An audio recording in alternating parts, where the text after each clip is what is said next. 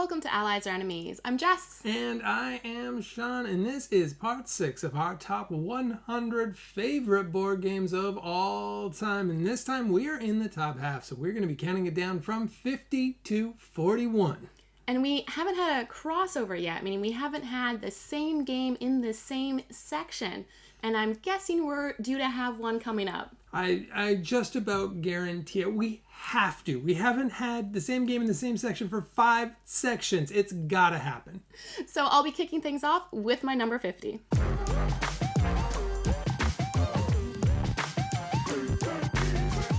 My number 50 is Euphoria, and Euphoria is a worker placement game that takes place in a dystopian future. And so you are putting out your workers, which are dice that you're using. But the tricky bit is every time your dice come back, you have to roll them. You got to add up all the pip values and any extra knowledge you have. And any that are too high get booted out because they've kind of figured out the system and they're too smart for your dystopic society. Yeah, rolling the dice represents their intelligence. So you got to keep them dumb enough, but also useful enough. And I really like this one, and I think this is probably the most underrated of the Stonemaier games. This one flies a smidge under the radar, and I think once you add the expansion, this is a really good game. Yes, I recommend this with Ignorance is Bliss. It helps make the 2-player game way better, and then also the markets, that's a neat little feature of the game, improves those drastically as well. Yeah, and they've got really fun names. They already had fun names, but I really enjoy the little dystopian names in this one.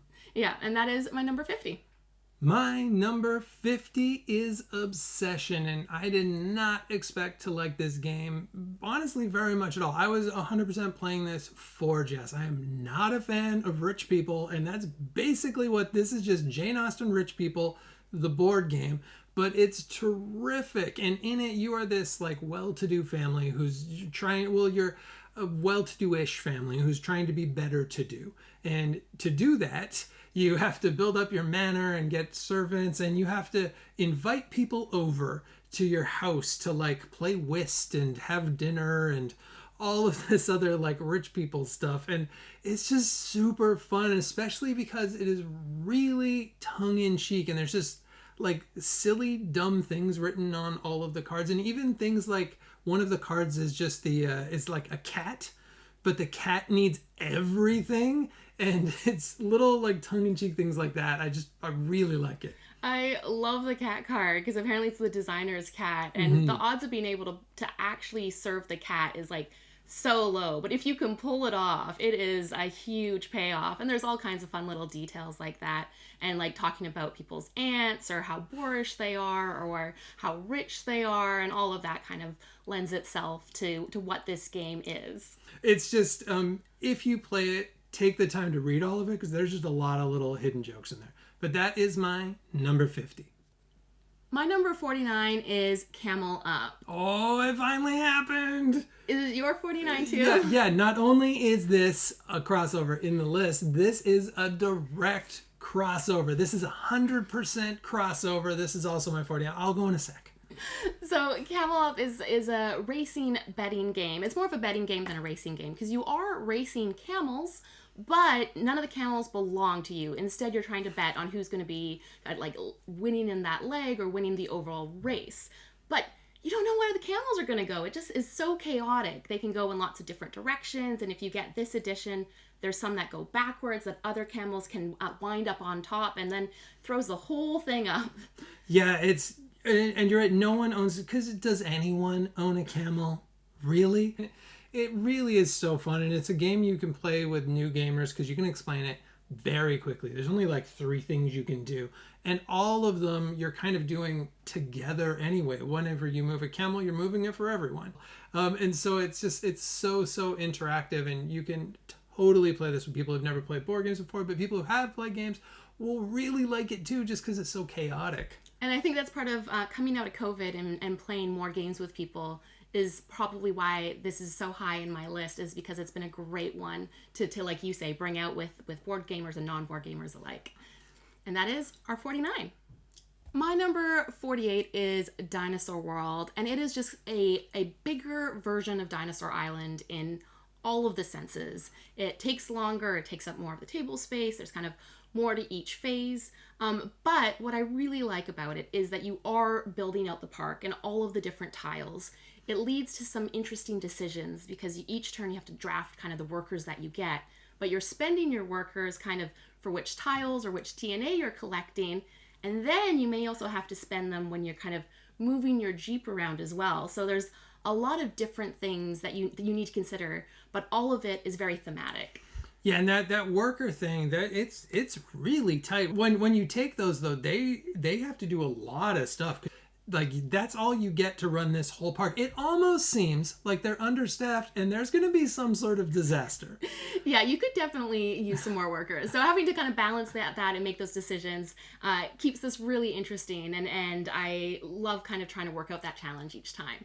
And that is my number 48. My number 48 is Star Wars Rebellion. And I was actually almost on the fence about putting this on my list just because we've only played it like 6-ish times since we've owned it. It's like once a year. But it's because much like War of the Rings, when you play it, it's kind of most of your day. And it really leaves an impression. Like every single time you play it, it is this big cinematic story.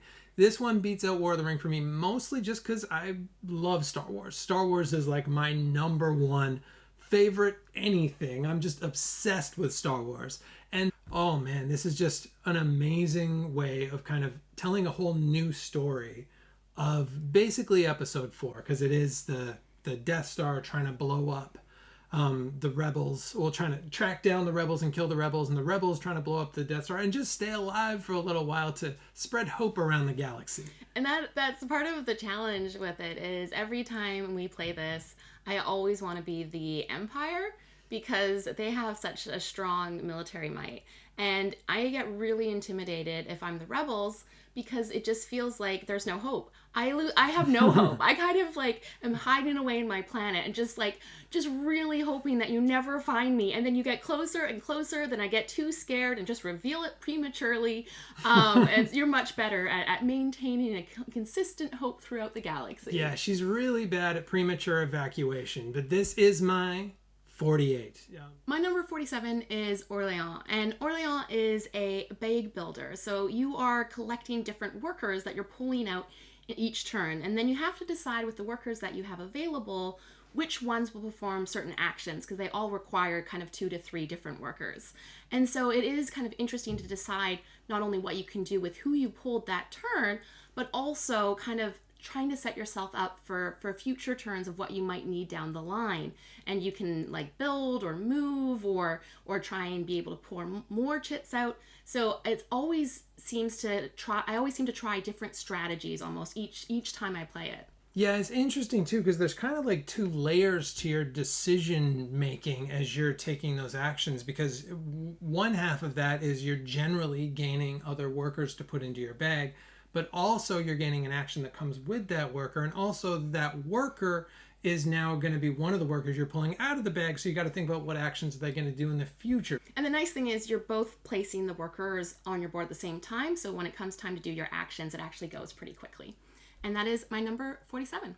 My 47 is the Crew Mission Deep Sea, and I feel like we talk about this all the time on this channel. We're big fans of this game, and even of the 2-player version, as we've mentioned in the past as well. And I think it's worth repeating because even though this does not say 2 players on the box, this is 100% a 2-player game. And even more so with this one, I think, because it does iron out any of those little kinks of the first one, it also makes that 2-player experience, I feel, just a little bit easier and a little bit smoother. Yeah, and it is kind of a lot of responsibility for the captain with 2 players because you have to control the bot as well. And so it is kind of that extra strategy or that extra element that you have to factor in, which makes being the captain a little bit more stressful, but sometimes people like that. Every single time Jess shuffles and she hands them out, you can tell before I even look at my cards if she's got the captain card, because she looks at it like, oh. Every time. She does not like that extra responsibility. Shawn's a great captain. That is my 47. My number 46 is another small box game, and this is Jaipur. Jaipur is a two-player only game, and in it you are set collecting. So you're collecting different market goods, but the trick is when you trade in those market goods, because if you trade in kind of too quickly, you're able to get higher value chips. But if you can save for sets of 3, 4, or 5, then you're also able to get a bonus with it. So it's this kind of constant element of figuring out what you have, what your opponent might be collecting, and then deciding kind of when you do that action. Yeah, this is just another game where the decisions are small, but they have large repercussions. Because even when you're taking cards, you've got to think about like, oh, I've seen that Jess is definitely collecting purples. But if I take this one card, purple might come out. But if I trade these cards for these cards, then I can decide what goes out. But I need those cards, so I don't want to. So it's this whole thing of really manipulating this market while also a bit of push of luck with keeping the cards. And it also has camel cards, which add in an extra element. So we're always competing for who has the most camels. And again, no one owns these camels. And that is my number 46. My number 46 is Terraforming Mars. And I've got the enormous box here because Jess got this for Christmas last year. But this is a game that just continues to be a lot of fun. I think it's just such a strong tableau builder.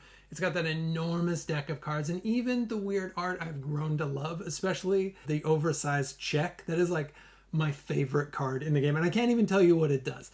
But I still prefer this one even to Ares Expedition. I know a lot of people like that, and I like it as well, but especially for 2 players. And partly because I really like the planet board. I like putting my stuff out on the planet. And we've heard that games can go a bit long, but I think both of us really do focus on the terraforming aspect. So we do really push like getting that oxygen up, getting the temperature up, getting the trees out fairly quickly. That with the 2 of us, it still has a nice pace to it. Yeah, we terraform fast. If you got a planet and it needs terraforming, hire us. That is my 46. My number 45 is Fields of Arle. And like my last game, this is a 2-player only game, but this is a much kind of bigger game. It feels like an Uwe Rosenberg farming game. It is an Uwe Rosenberg farming game, so that's probably why. Yeah. But for 2 players, it doesn't cut anything back at all. You still have lots of worker space options, and you still have lots of different choices to make.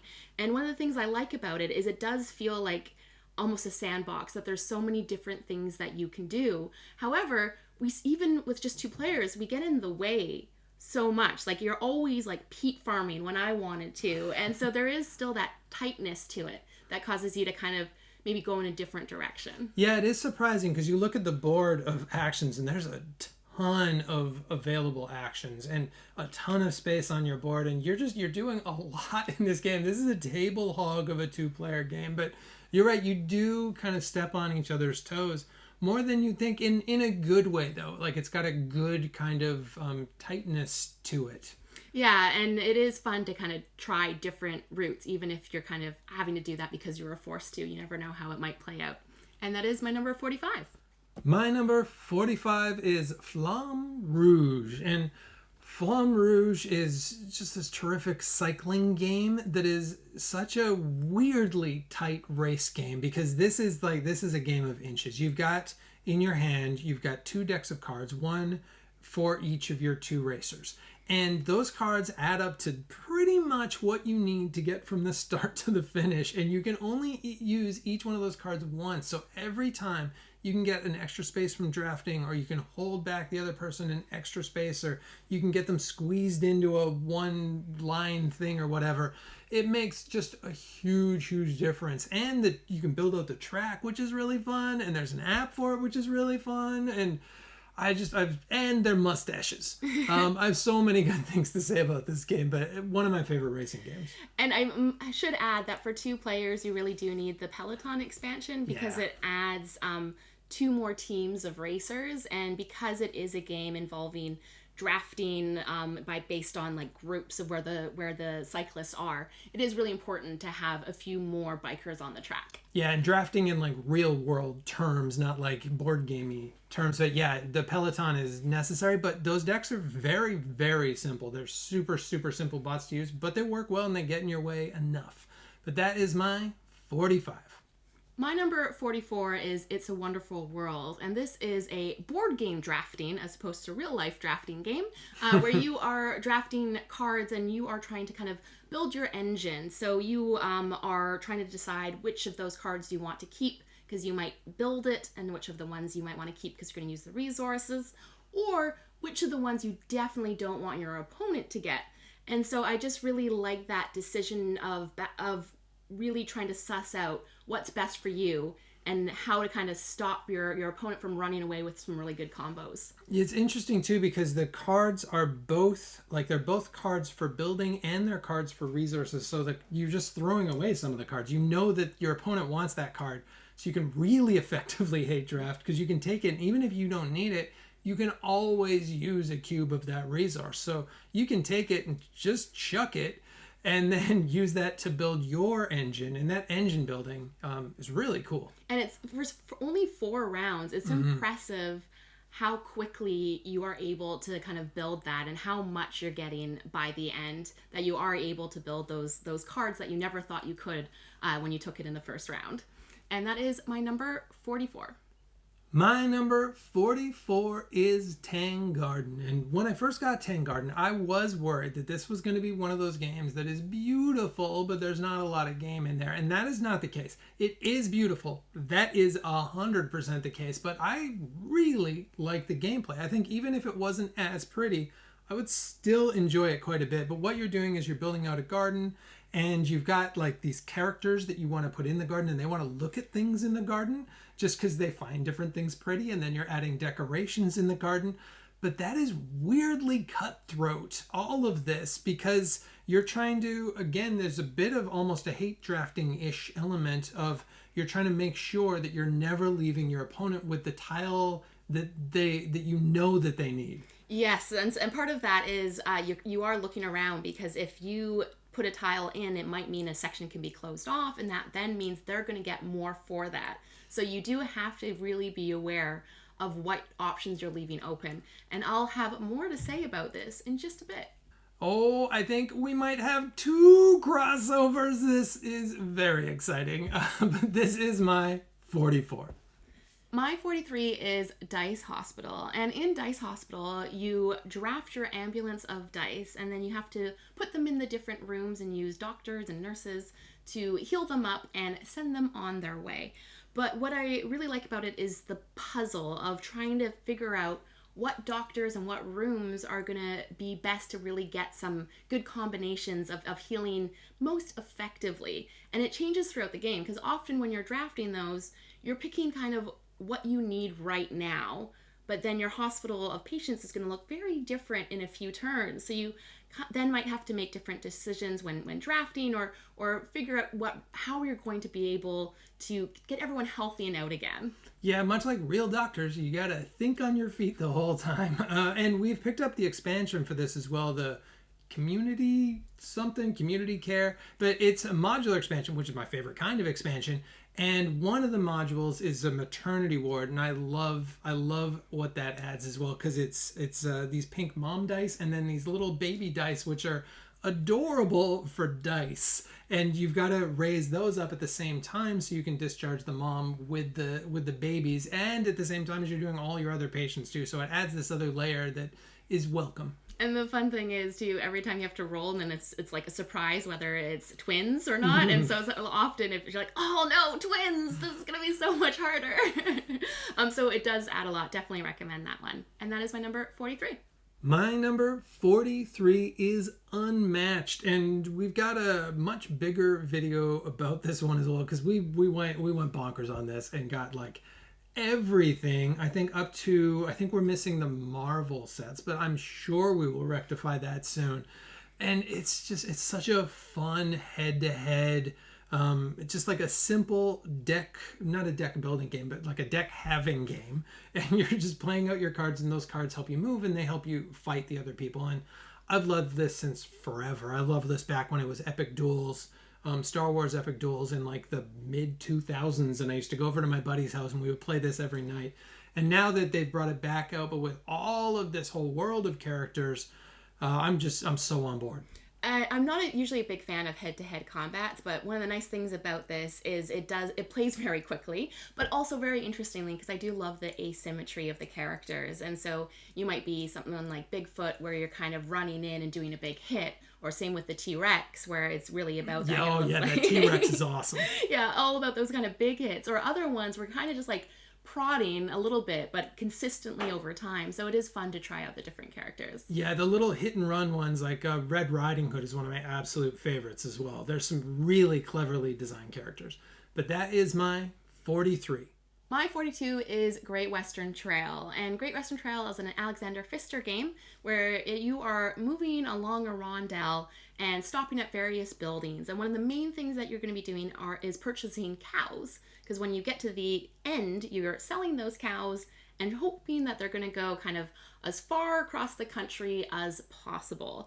But we've had some really kind of cutthroat games with this because there's always a race to get the most number of cowboys, and then you can really push the pacing a bit as well, because if you kind of always move your maximum distance, the end of the game is going to come a bit sooner too. So sometimes if I see Shawn maybe can do an extra trip, I'll try and make sure he can't. And yeah, it's just all of those decisions keep it really interesting. Yeah, this is one of my favorite games. It's really a fun game, and I love the theme, and I do add a little bit to the theme too, because I like to pretend that when I'm putting those cows on a train, I'm just sending them off on a nice vacation. Go visit San Francisco, cow, and come back and tell us what you've learned. This is just a really cool game with a lot of really interesting paths, and I'm so interested in what's going to happen with Argentina, and even more so with New Zealand. Yeah, I like cows, but I love sheep, so I'm really excited for New Zealand. I'm guessing it's going to be sheep you're moving, and I am on board. And that is my number 42. My number 42 is Santa Monica. And Santa Monica is just such a light, breezy, I think of it as a vacation game. And that's partly because we actually bought it when we were on vacation. And it looks like a vacation. You're building out a boardwalk and a beachfront, and you're moving around townies and tourists, and you're making them play volleyball and stuff. And it also feels like a vacation because of that lightness. It's so you don't have to use a lot of your brain, a little bit, but this is really a game where you can be having a conversation and having a beverage at the same time as playing this game and listen to some music and whatever else. And it's nice to have that sort of summer night game.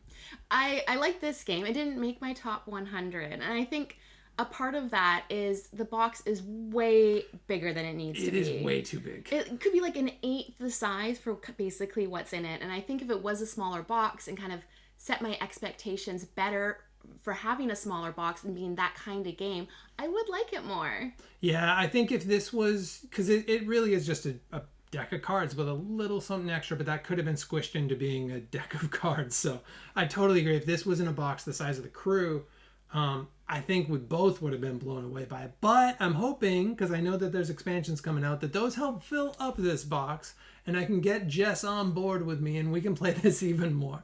But that is my 42.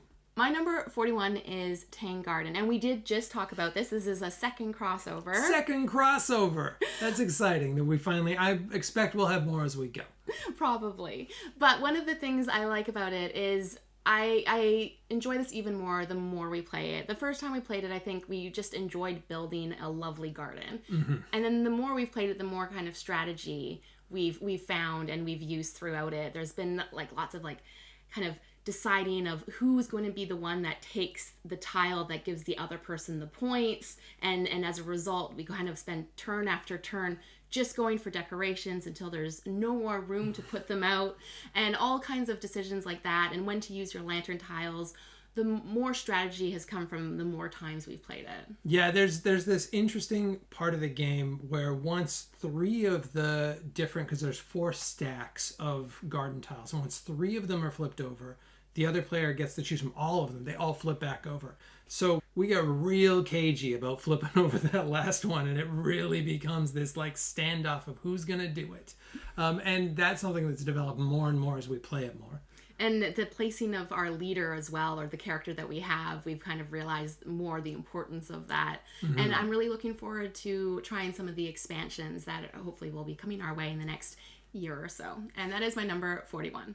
My number 41 is Res Arcana. And Res Arcana is from the same designer who made Race for the Galaxy. And Race for the Galaxy, one of my kind of early games that I really loved. And I think a game that kind of revolutionized board games and card games in a lot of ways. For that, it was really the icons and just the system.